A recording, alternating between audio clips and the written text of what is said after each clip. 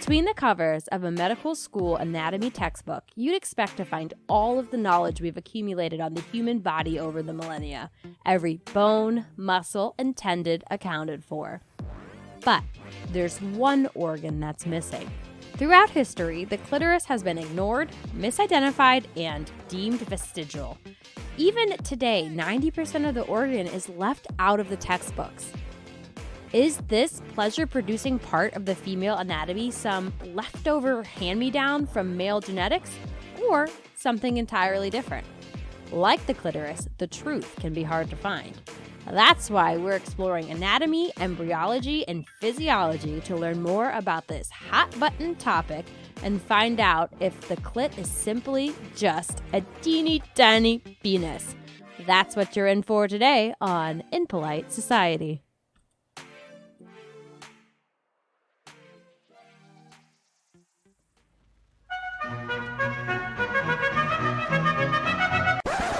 Oh, I just detest rude, unladylike young ladies.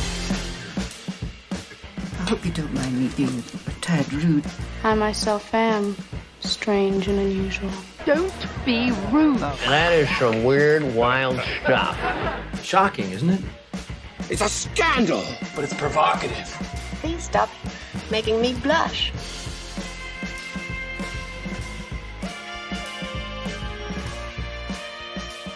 Welcome to the podcast that dives deep, deep down and digs into the folds to find that little pearl inside the taboo topics you can't discuss while meeting with campaign donors for your bid for local comptroller. I'm Rachel.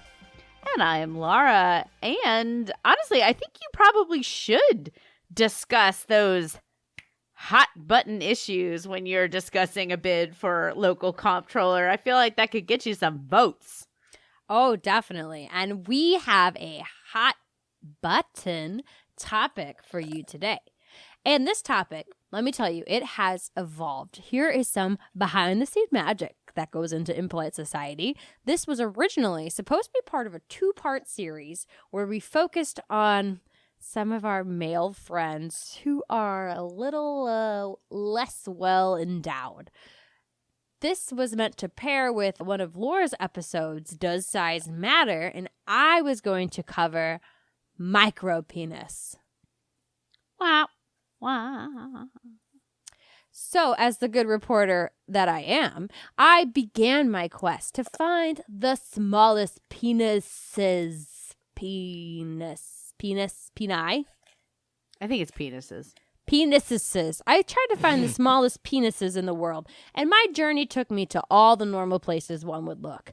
A Ford truck dealership, the NRA headquarters, and even the Republican National Convention. Low blow. I'm sure there are plenty of liberals out there with tiny, tiny micropeens. And you will be shocked to hear this. But that is not where you can find the tiniest dicks in the world. Because the owners of the most micro of micro penises are right here in this room. Bum, bum, bum. Ooh. Is it me? Is it mine? Is it Yes. my micropenis? Yes, Laura and I, we are both micro transvestites. No, just kidding. Micro transgenders. Yes, we started the surgeries and we said, just kidding. We're not we're not committed to this. Just stop it right now.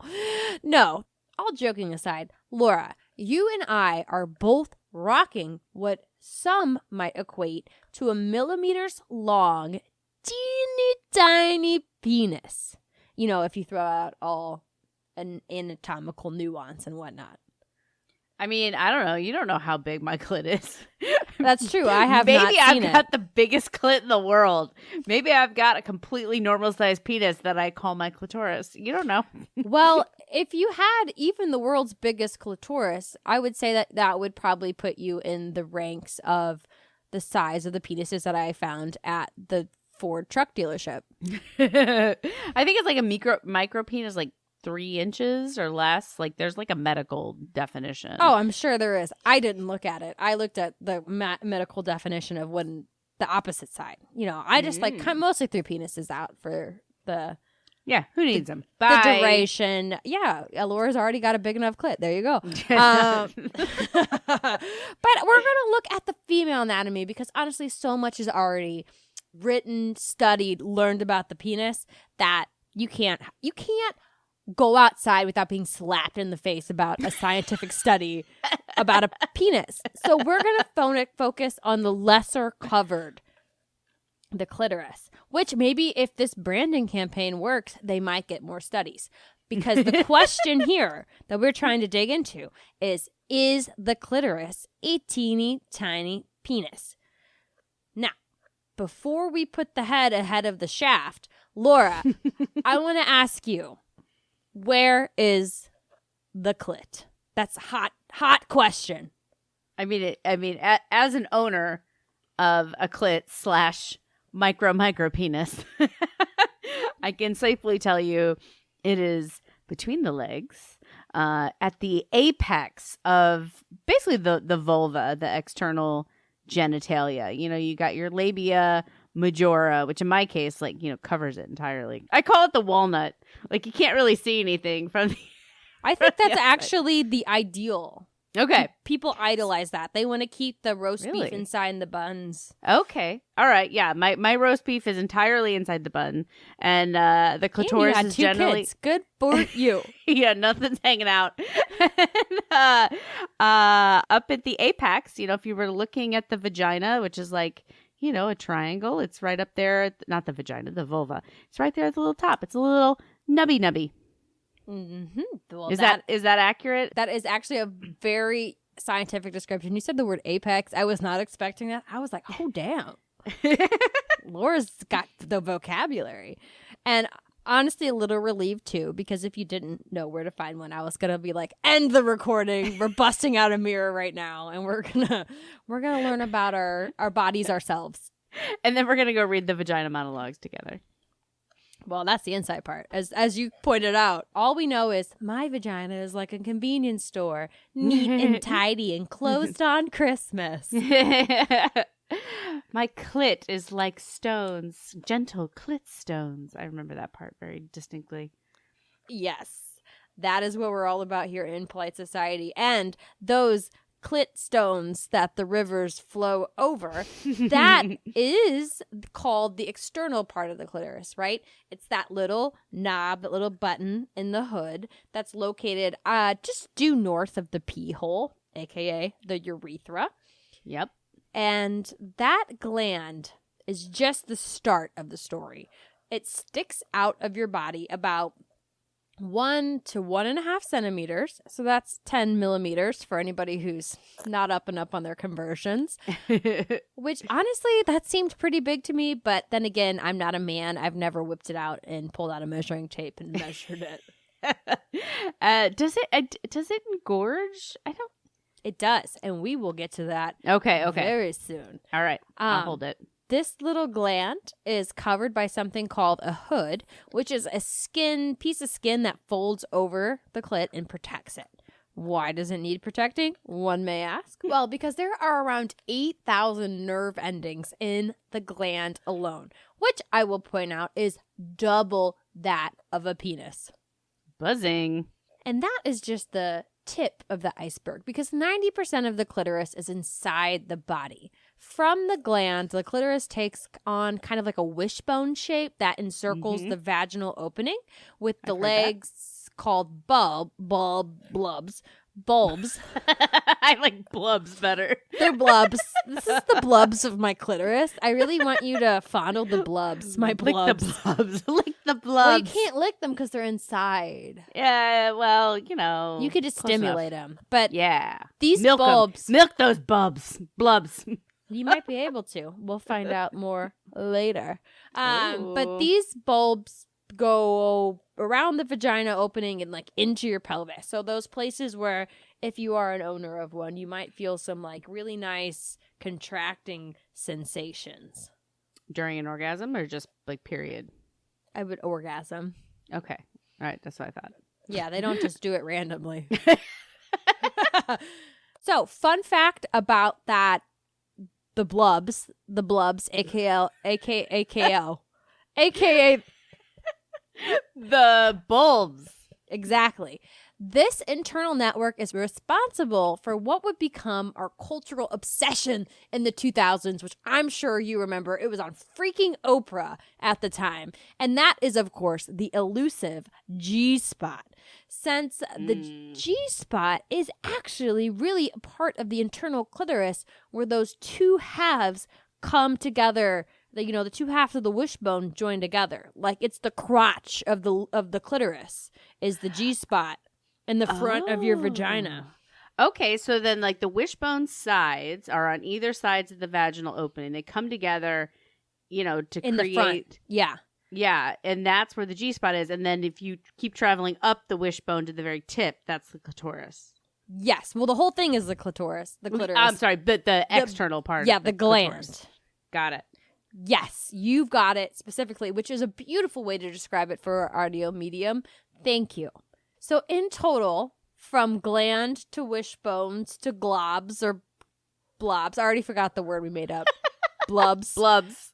The whole thing, the whole shebang here is up to 10 centimeters, which for us on the American side of the pond is about 4 to 5 inches, which, Oh, wow. if you're familiar, is also the size of a penis. The average size of a penis. What if I've got a giant clitoris, as we've discussed? The whole fucking thing. 10 inches, baby.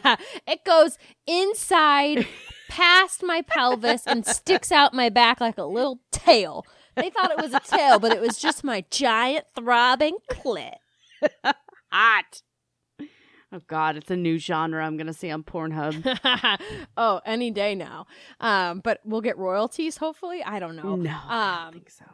But to your point that you mentioned earlier, so the clitoris is 4 inches normally, but it actually has chambers that fill with blood and expand when aroused, meaning we do, in fact, get lady boners. Yeah, that tracks for me. I mean, if you look up on Wikipedia something about like female genitalia, they literally have a picture of like non-aroused and an aroused vulva. It's very different. And I appreciate that Wikipedia has this, but I'm like, man, those safe searches for your kiddos, whoo, they're going out the door.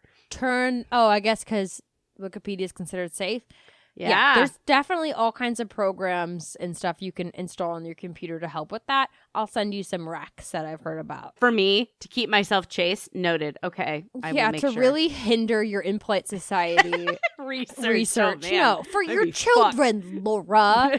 But no, that totally tracks because that's the time that, the roast beef actually pokes out of the buns, which is how you know it was a good time.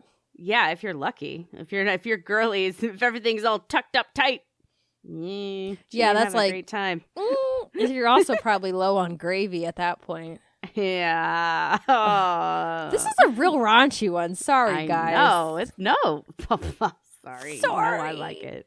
Sorry. We're Canadian. Sorry.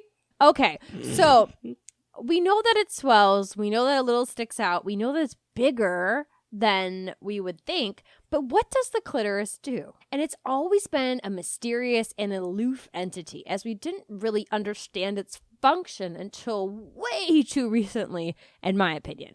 And that's because we just didn't fucking study it. And those who did, they got it pretty wrong. The clitoris was ascribed all kinds of functions, like helping women pee, right? That doesn't make any sense. And that's actually the less ridiculous because I don't even want to call him scientist, another studier of the human body way back in the day, they said that the clitoris was the devil's teat, which at the time, if this totally normal part of the female anatomy was found on a suspected witch, it could mean a literal death sentence. Jesus.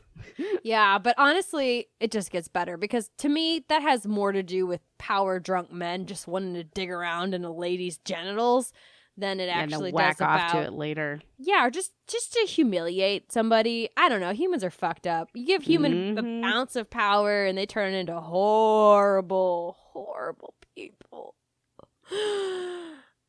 Okay, that's on the bummer index. Let's get back. Let's get back to the fun part. And the best part of these early clitoral ideas was they didn't even acknowledge that it was a normal part of anatomy, with some of them stating that healthy women don't have a clit. What? Like, in what years are we talking about here? Oh, this is still like 16, 17, 1800s, I think, somewhere around there. 1800s would surprise me. 1600s, that tracks. It's somewhere between Henry Tudor and Lyndon B. Johnson. Okay. All right. That's really narrowing it down. Okay. In the grand scheme of the earth, yes. True. But to this day, there's still a lot of information that's missing here. Even from those medical textbooks that we talked about, that somebody who's studying to be a gynecologist, in their textbook, they only acknowledge the exterior part. There's not even a model of the full organ. And that full organ, again, wasn't fully imaged until, guess what year? I'm going to guess pretty damn recently. I'm going to say the 90s? You are very close. It is 1981. Okay. So we really went from literally the start of humanity to 1981 without seeing the entirety of the clitoris. Oh, but we all knew what it did. I mean, whether or not they put it in their textbooks or not, anybody in 1960 who has spent time with anybody in the summer of love, they knew what it did. Yes, and that might be why we're all just a little bit squeamish about the clitoris, because of all of the functions that these quote-unquote smart men had guesstimated for it in the past. They were all wrong. The clitoris is about pleasure and only pleasure. It literally does nothing else but make its owners feel good. It's not necessarily a part of reproduction or expelling waste from the digestive system. And, you know, if we're going to try to topple the patriarchy, that in itself is scary to the man. What is this thing about expelling waste? Well, they thought it was a theory. They thought it was a part of pee. Oh, Jesus. Remember, they thought it helped women pee. Oh, yeah. That's not really digestive tract. Okay, though. thank you, Laura, who's taken an anatomy class. It's Some urology. kind of, it's urology. Is that its own system? I literally Googled body systems. I don't know the systems. Urological systems, yeah. So, how do women become the owners of such a purely pleasure-providing body part? God himself, or in Rachel's case, Satan himself gave it to us. Satan came and gave us a kiss on the vulva. It's the devil's kiss mark. Mwah. After all, it's the devil's teat. Yeah. No, or God's teat. Jesus is just down there. Jesus' teat. I like it. That's actually probably one of the worst things I've said, that Jesus is just down there sucking on it. Watch out, lightning bolts. Don't get me. Okay. But so how did we become the owners of this? How does this come to be for us modern day ladies? And I am not being dramatic here when I say that this research kind of blew my mind.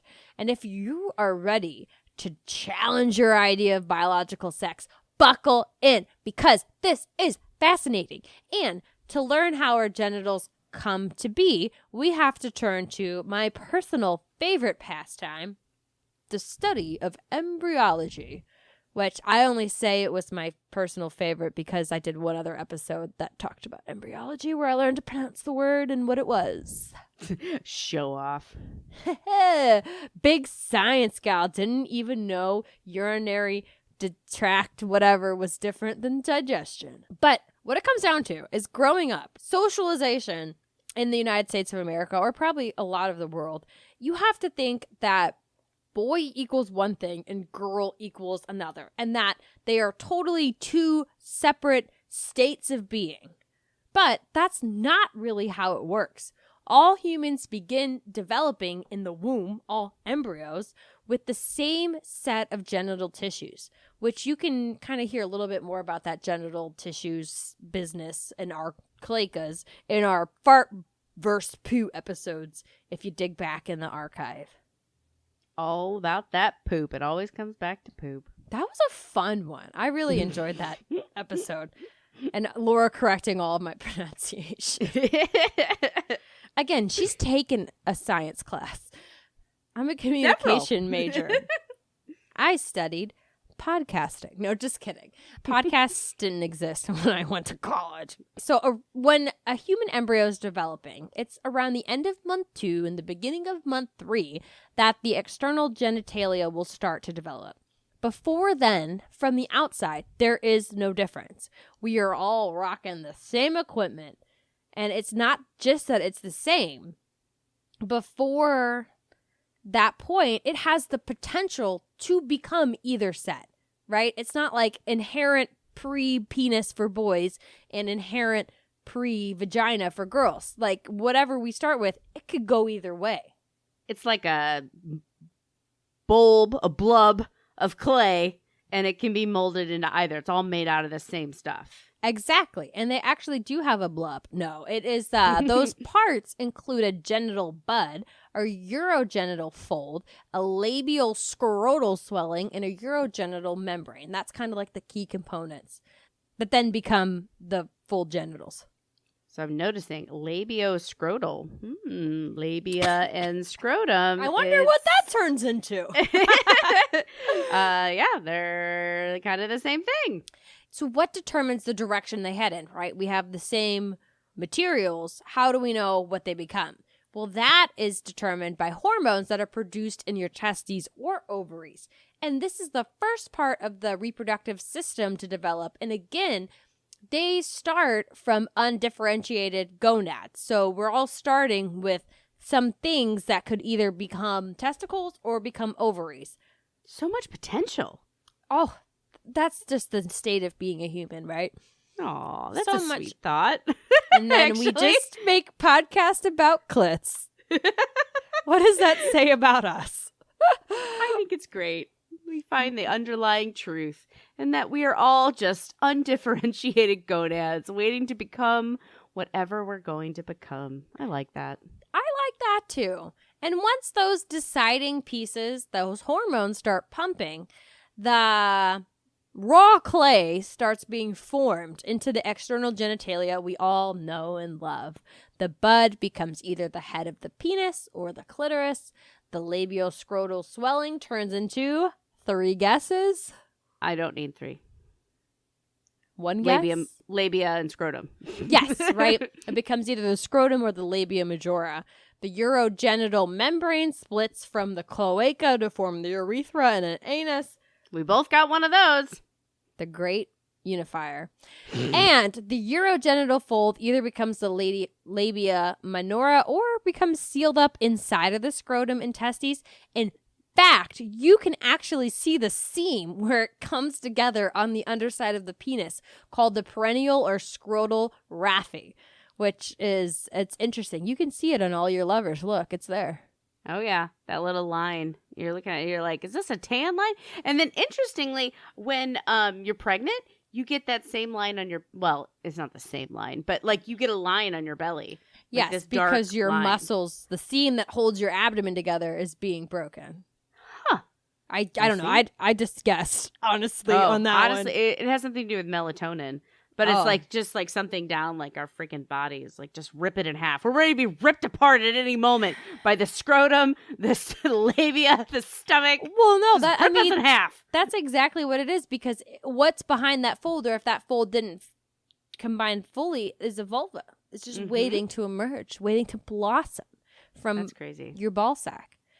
And I actually have a chart of how genitals develop, and I put it in our notes today. So, Laura, I want to know what you think, as someone, as I mentioned, who's actually taken classes on the subject.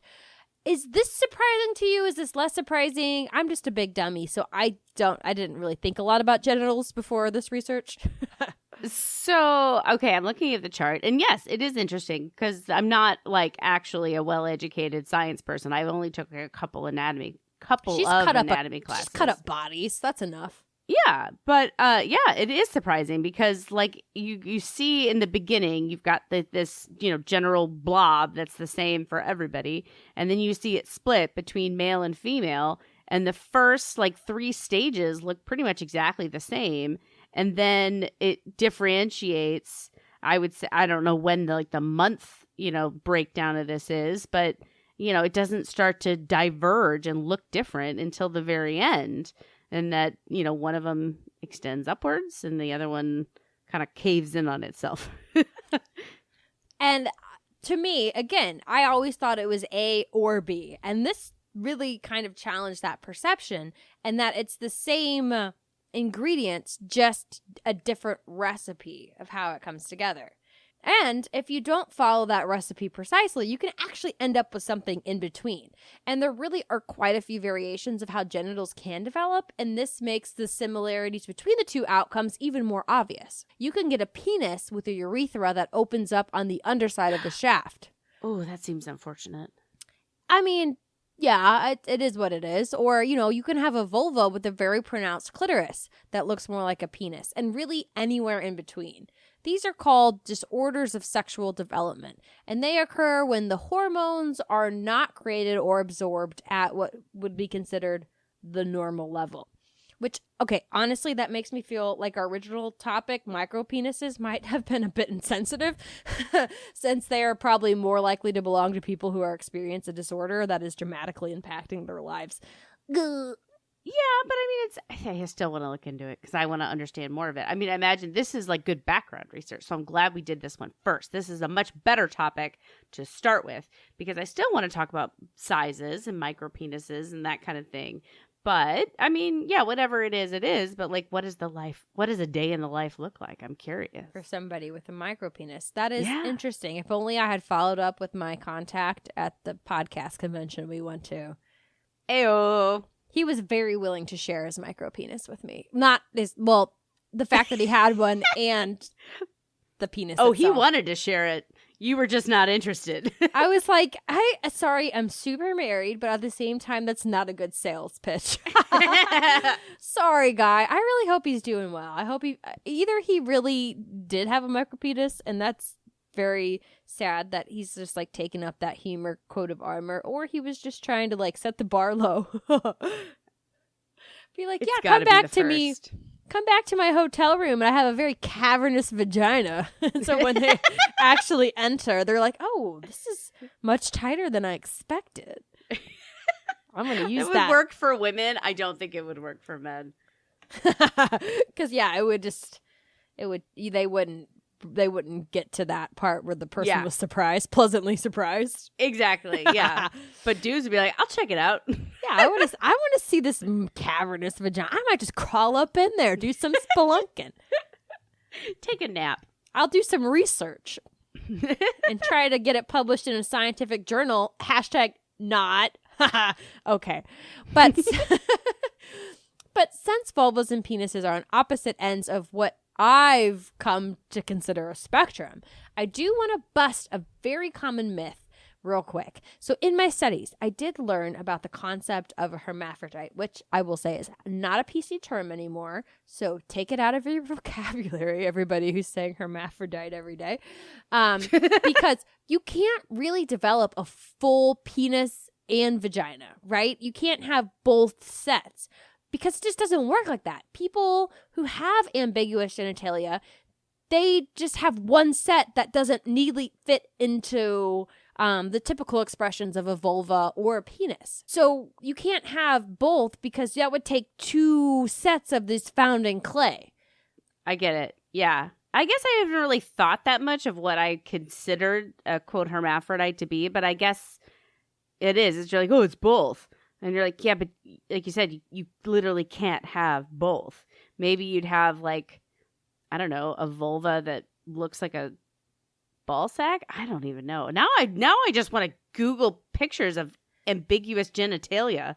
Yeah, oh yeah. I mean, it looks a lot like this other chart that I have referenced in here. It's just like vaginas with big clits or men with urethras in their penises.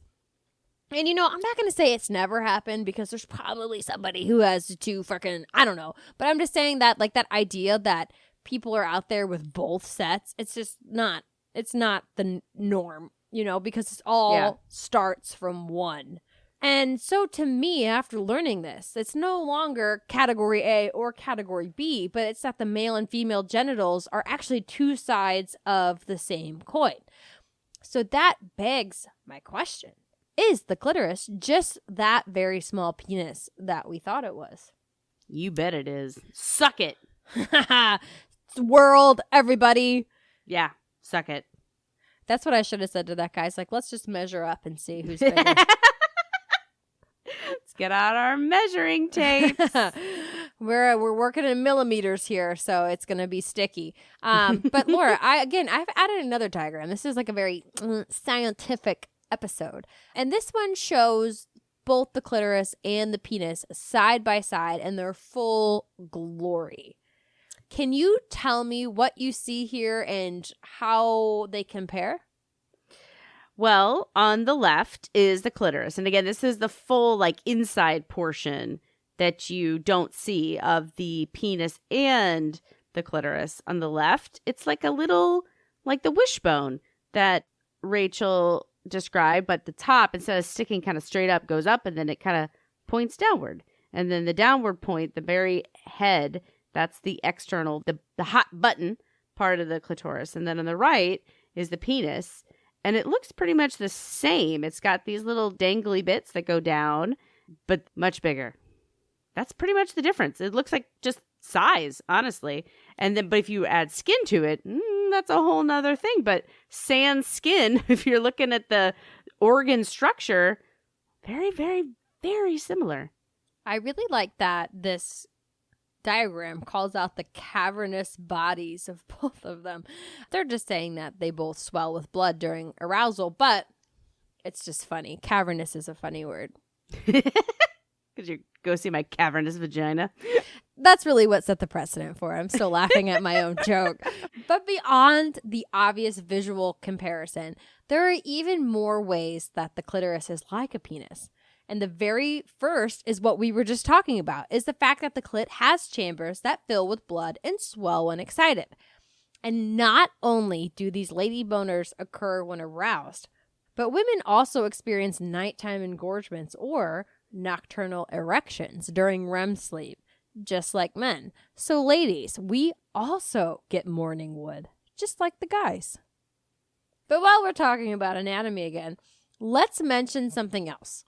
Remember that kind of cute little hood that the clit wears? Do you know what that basically is? Clan's hood. No, that was the previous episode. That was the previous episode. Go back to the witch's hat. No, it's essentially foreskin, right? The clitoral hood is made up of the same tissue as the foreskin. And really, is that a surprise considering that they do the same thing, which is cover up the gland of the organ? Really sensitive bit. Yeah, that makes perfect sense to me. Okay, so when you think of foreskin and you think of pulling the foreskin back, what might you find hanging out underneath it? The head of a dick. Well, what other stuff might be lurking under there? Ew. Well, you got unwanted stuff. Yeah, and what is the name of that unwanted stuff? It's smegma. I didn't even have to look at your notes. I knew this. Smegma, which is not, by the way, a fucking made-up slang word, but it is a true medical term for that cheesy, oily matter that collects between the glands of the penis and the foreskin or around the clitoris. There's clit cheese? Oh, yes. And I did look it up and I read a lot of articles about it. And let me tell you that after reading those articles, I will never look at cottage cheese or tofu ever the same way again.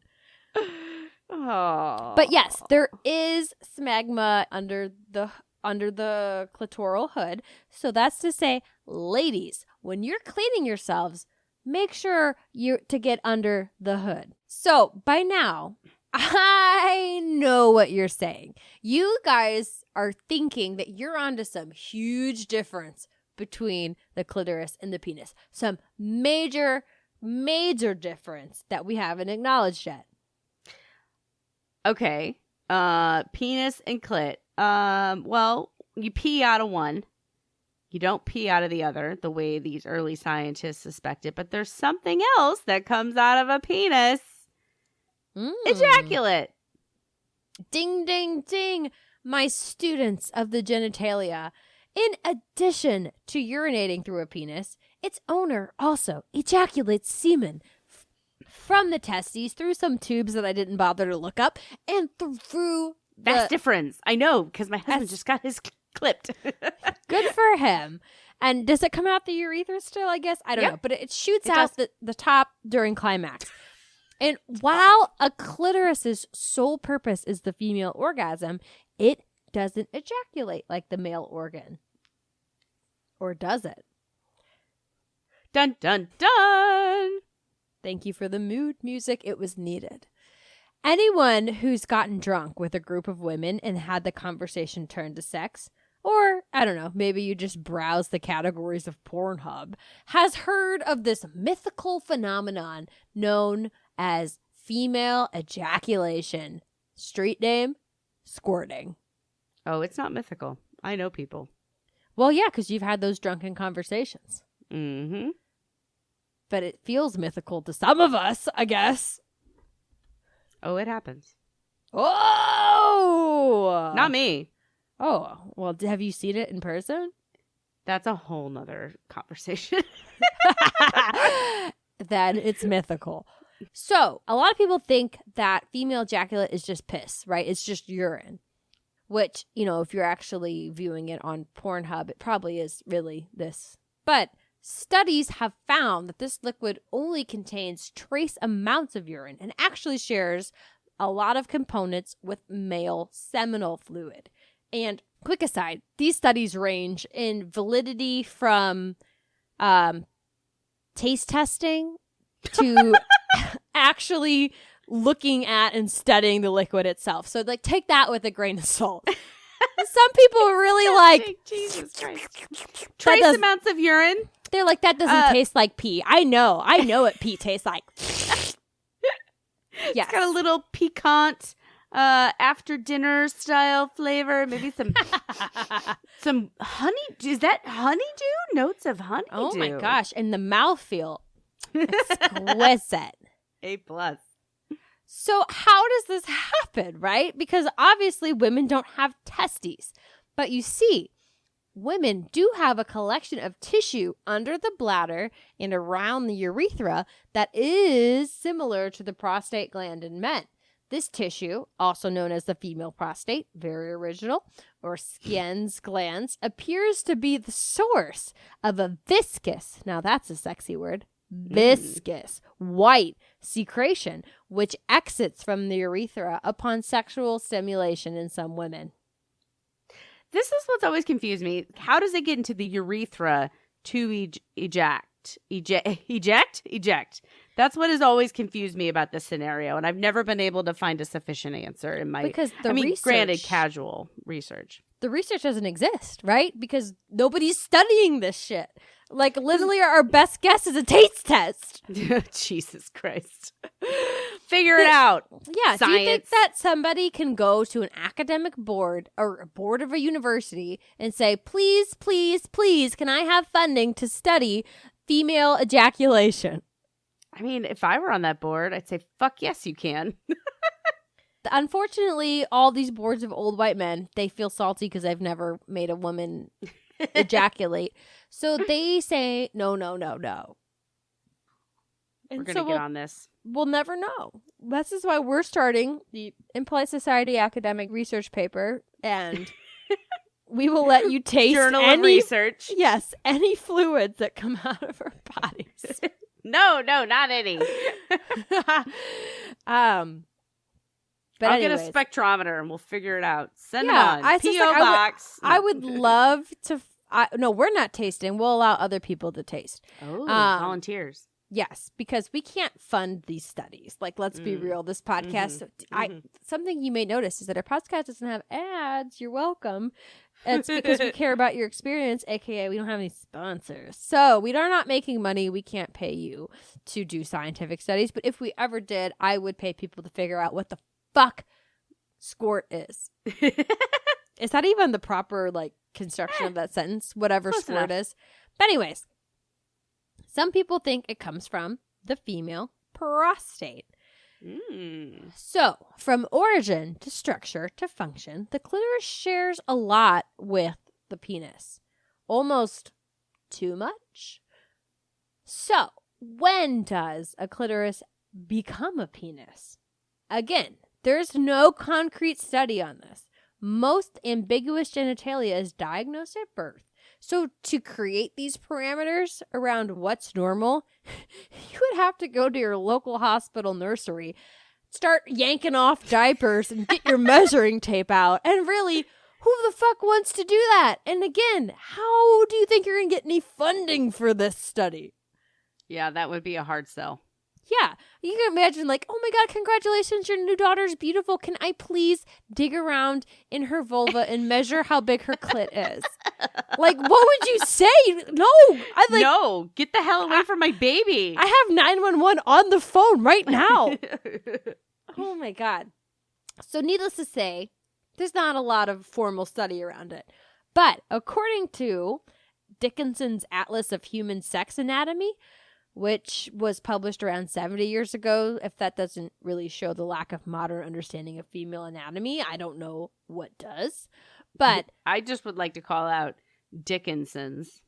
Oh, yeah, I would definitely. I was about to refer to this as Dick's Atlas. Dick's Atlas defines that being too big at birth as more than 5 millimeters, which is half a centimeter. Again, for those of y'all who can't multiply by 10, and 4 millimeters wide. To me, I don't know. I don't look at a lot of newborn clitorises. So that seems like a very narrow margin to me.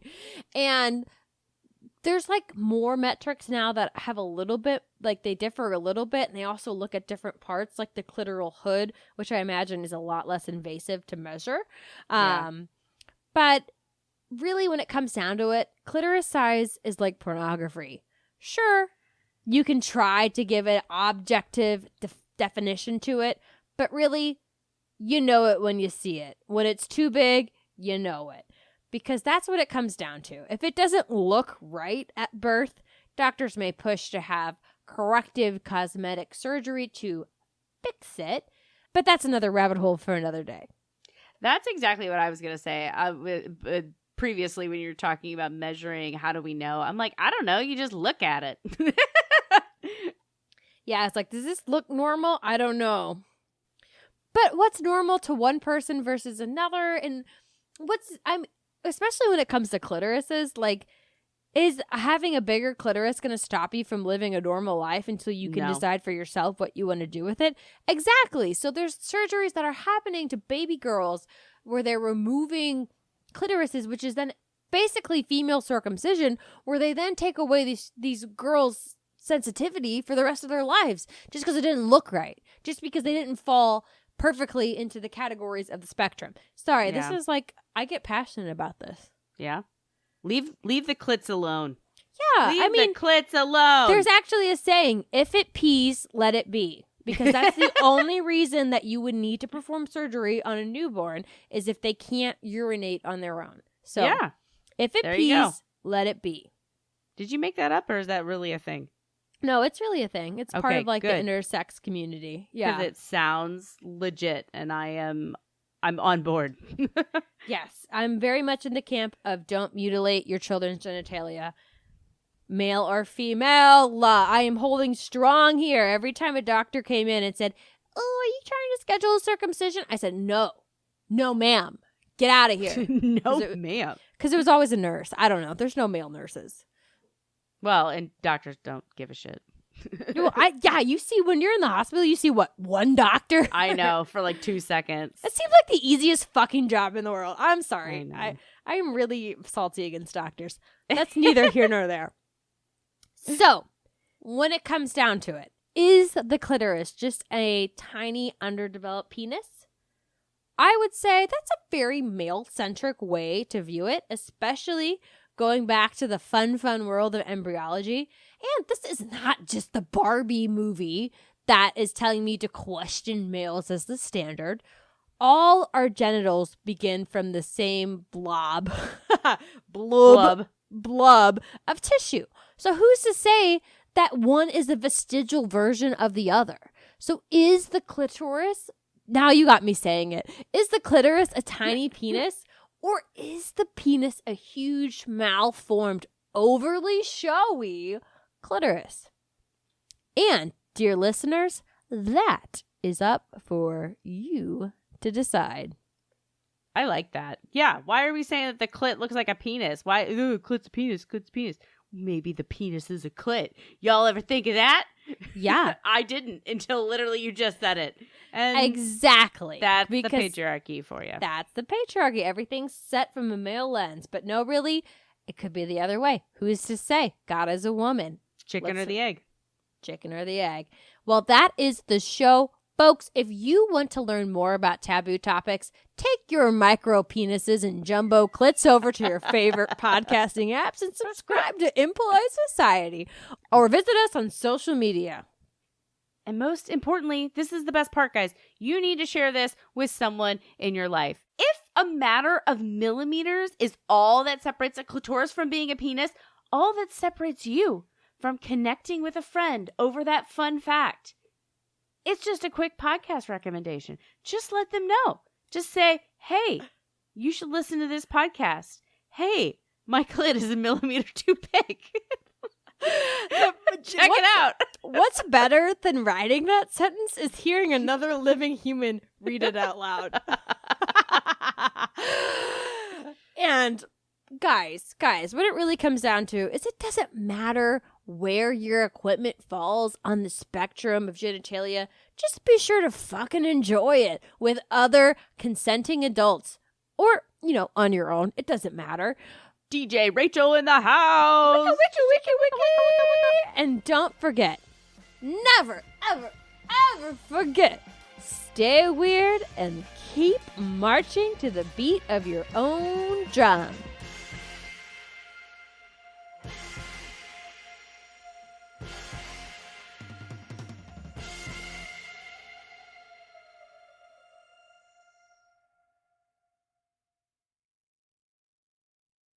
We'll never be famous. Don't look too closely at our logo. I thought our logo was good. It is cool. Just don't look too close. Kind of like us. We're cool. Just don't look too closely. My new motto, truly.